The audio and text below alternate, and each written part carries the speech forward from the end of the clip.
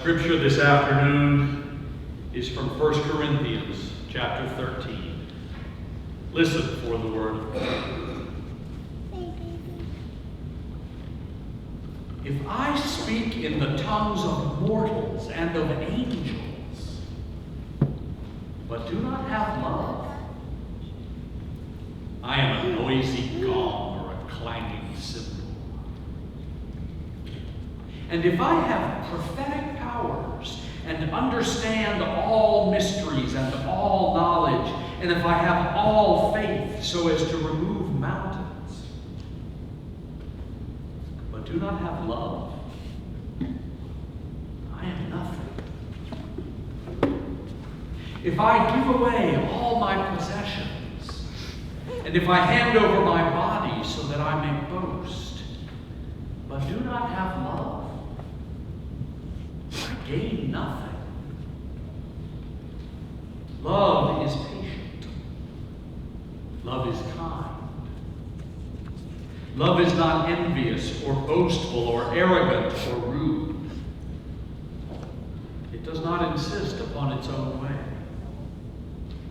It is not irritable or resentful. It does not rejoice in wrongdoing, but rejoices in the truth. Love bears all things, believes all things, hopes all things, endures all things. Love never ends. As for prophecies, they will come to an end. As for tongues, they will cease. As for knowledge, it will come to an end. For we know only in part, and we prophesy only in part. But when the complete comes, the partial will come to an end.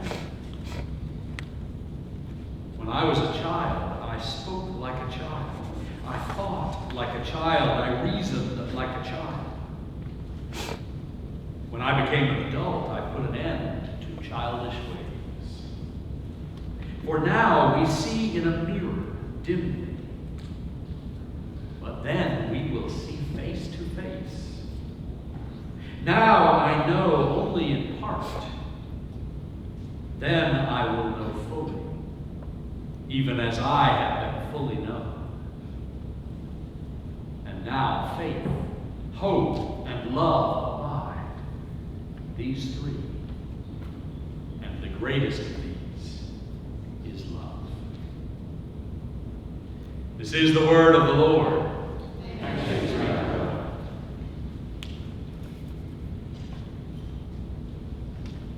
Keith's three sons are going to speak about his life, and I would like to invite David to come forward first.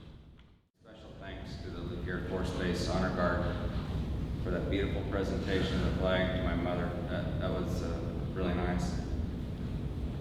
For those of you that knew my father well and knew him for a long time, you knew he was very thorough, very meticulous, and planned everything out in great detail. Sometimes he referred to that as wearing a belt and 2 pairs of suspenders to hold his pants up.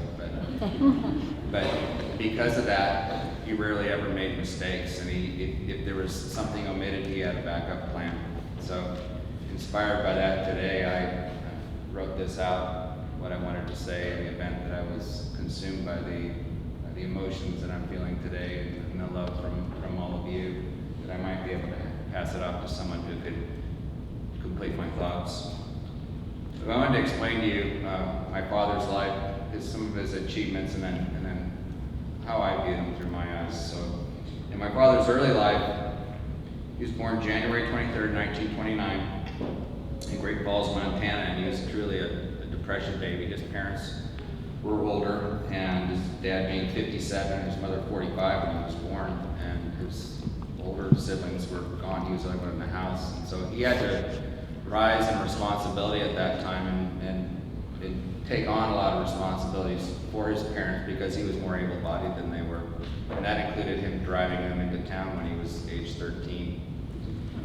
He started working when he was age 15. He had several interesting jobs. He was a news wholesaler, electrician's helper, assistant chemist for grain inspection. And all those things had the thing in common that him being a child of the Depression era, he was conservative, but he loved to learn. He loved to learn new things, and he actually took joy from that. I recall him telling me of him building intricate models of things and just enjoying fixing things when they were broken, because that's who he was. So after high school, he went on to college. He enrolled in ROTC and went to University of Tennessee to study electrical engineering.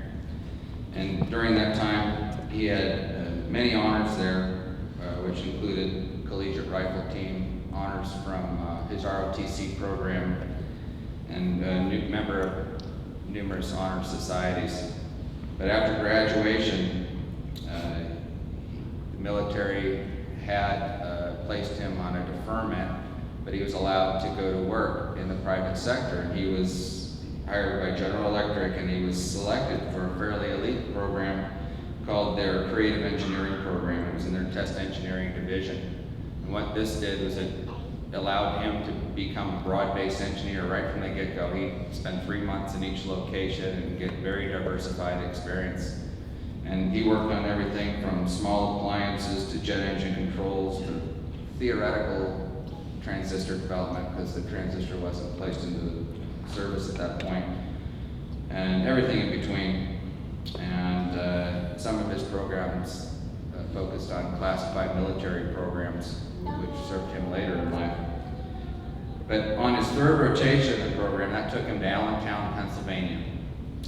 And when he first got there, he wanted to meet people, so he attended church there and a Bible study in the evening. And he met this young school teacher named Wilma Jean Bacon. And as he wanted to know her better, he saw her leaving the church that night, and he literally chased her down the street, calling her name. And it took so long to catch up that by the time he got there, he said, "Hey, Wilma, I was hoping I could walk you home." And she smiled and said, "Well, we're already there." So they had arrived, and but she agreed to go on a date with him. And knowing that his next work assignment was going to move him in 3 months, he knew what he liked when he saw it. And he actually proposed marriage after knowing her for only 3 months. Now that was a little bit fast for my mother. She wasn't certain. But as everything my father did in his life, he was certain of what he did. His assessment was right, and he was patient. So he waited until she agreed, and then they were engaged for a year, and then they were married, and that was 60 years ago, this June 13th from this summer. Okay, so while balancing his family and career, he attended night school. He earned his master's in electrical engineering from the Syracuse University. And he, like I said, he was on call with the Air Force, and so just about 2 years left, more than 2 years after graduation, he was called up. Based on his experience that he had working with classified military programs already in industry, he was brought into the National Security Agency.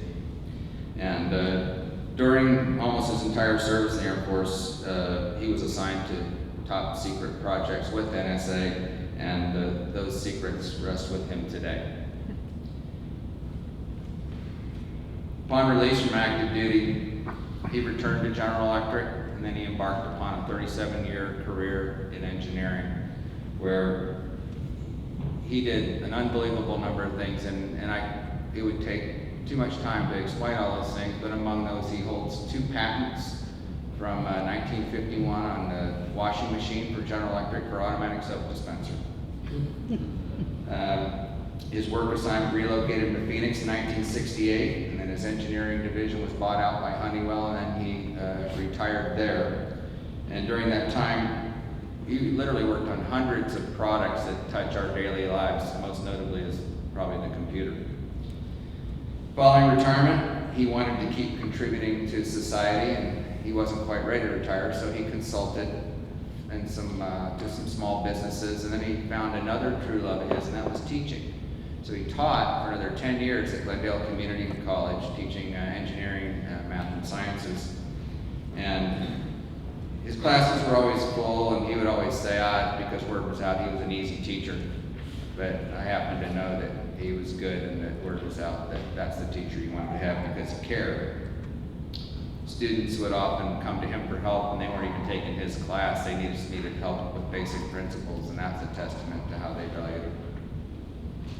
My father was also a lifelong volunteer. Beginning in his young adulthood, he was a Boy Scout Explorer Advisor. Midway through his career, he helped Junior Achievement as an advisor and taught kids how to build a product, develop a product, build it, market it, and then basically start a small business. And in his retired years, he helped a lot of elderly residents remain safely at home. He installed grab bars and drove them to and from doctor appointments. He was an active member in BICAP with my mother. Of all those achievements, my strongest memories of my father are really his honorable attributes. He had the highest level of integrity that I've ever witnessed. He was compassionate to those that were less fortunate to him, and he actually seemed to take more pride in watching someone he had helped succeed than in any of his own successes. And his life was filled with a lot of great achievements, but he was so humble. It was rarely ever he would talk about it. He'd rather talk about his family and his friends' successes. And finally, he exhibited more patience than I've ever known, and thankful for that. He modeled those attributes for me daily, and they became life lessons that set an example for me to follow. So I attribute every success I've had in my life to the example that he set. And for all my life, he's always encouraged my brothers and I, and he looked upon us with amazement every time we would do the smallest thing, any success. And in his final years, or actually in his final days, that look became so familiar that was how he communicated. He'd simply look at us with this unmistakable expression of pride, and most of the people here in the front 2-3 rows recognize that look and understand exactly what I'm talking about. No words could replace that look. And that gave me the confidence and the motivation to pursue many things in my career. Occasionally my father would see me wearing my American Airlines uniform, and he'd look at me like he was proud of me. He was always proud of me from the beginning when I joined the Air Force. I've worn uniforms most of my adult life, both military and airline, and each time my father saw me, he looked at me with amazement at what I had accomplished. And that's what he had always done.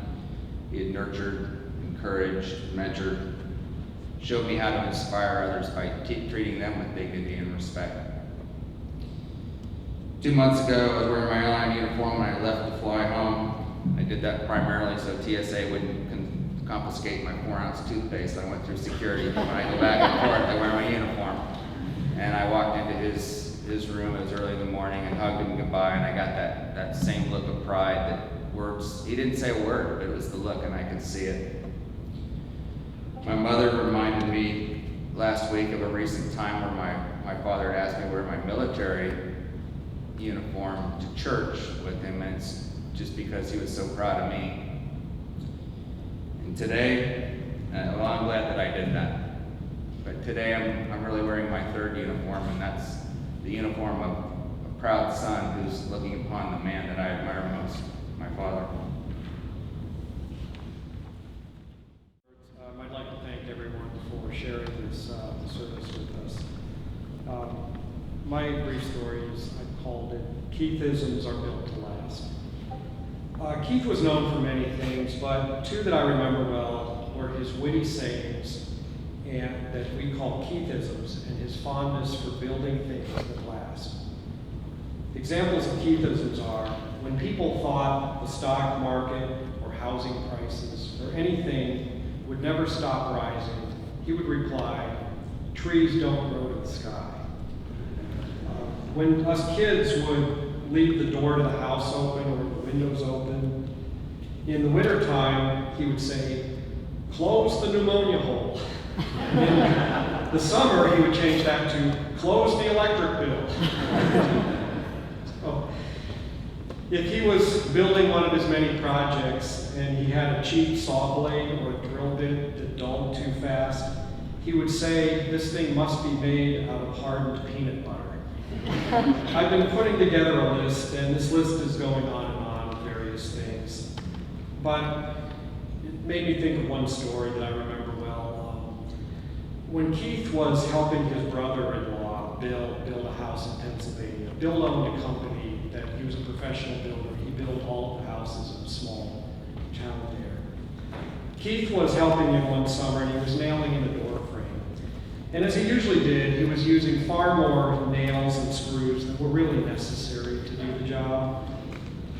But he stood back to admire his work, and he turned to Bill and asked, "Do you think it will hold?"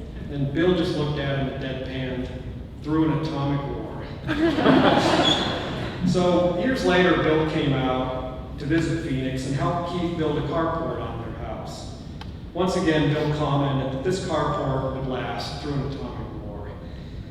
Even the building inspector mentioned that it really exceeded the building code.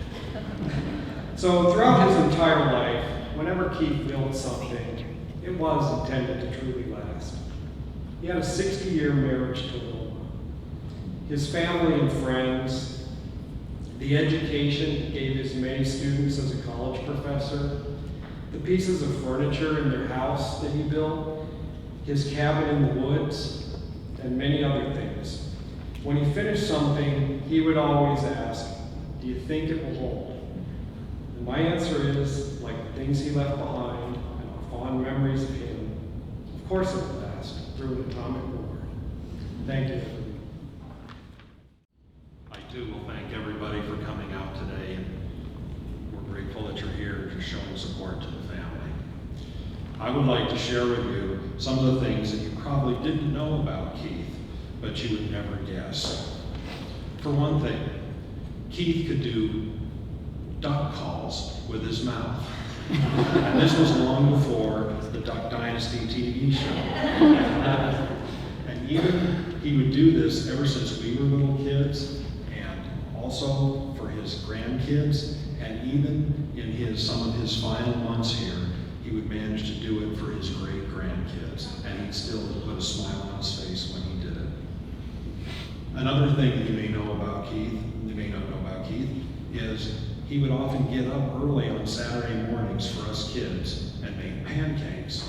Now, when he made pancakes, they weren't just round discs, but they were intricately shaped animals, so well made that in some cases, I can remember I did not want to eat them because I did not want to destroy such artwork. Now, as my other brothers have also mentioned, my dad was quite an accomplished woodworker. When I was a child, he remodeled the basement of our house in New York, putting tongue groove paneling around the whole perimeter of it, building a recreation room, that's what they used to call them back then, and my bedroom that was in the basement. He also built all the bookshelves that went into his study. Another thing that my dad did that was a little more adventurous is when the go-kart craze started in the early 60s, he built a go-kart. He found a partially completed frame that was built from the plans that were in a Mechanics Illustrated magazine. And he finished that, put a lawnmower engine in it, and all of us kids would ride around the yard in it. Occasionally, he would even squeeze himself in, knees sticking up in the air, elbows way out, but a big smile on his face again. Another thing that Keith thoroughly enjoyed was riding roller coasters, which was a little ironic considered he had motion sickness, a trait that I acquired from him too. However, that would not stop him. He would go on roller coasters, everything from old-fashioned wooden ones to the more modern steel ones, and he would take us kids on them too, usually holding a good grip on us so that we would feel safe through the ride. Another thing that Keith thoroughly enjoyed was bird hunting. He enjoyed going out into the fields of North Phoenix and down by Boccaccio Reservoir and hunting doves. And he also, it's hard to believe with the difficulties he had walking in these last months, he loved to hunt quail up up in this called the Castle Hot Springs area north of Lake Pleasant, where you had to climb up and down the rugged mountains in pursuit of those coveys of quail. He also was an avid jogger for quite a while. He was a big fan of Dr. Art Bolin, also known as the Sultan of Sweat, who I believe still writes for the Arizona Republic paper. But my dad would jog, and he would take the family dog along with him.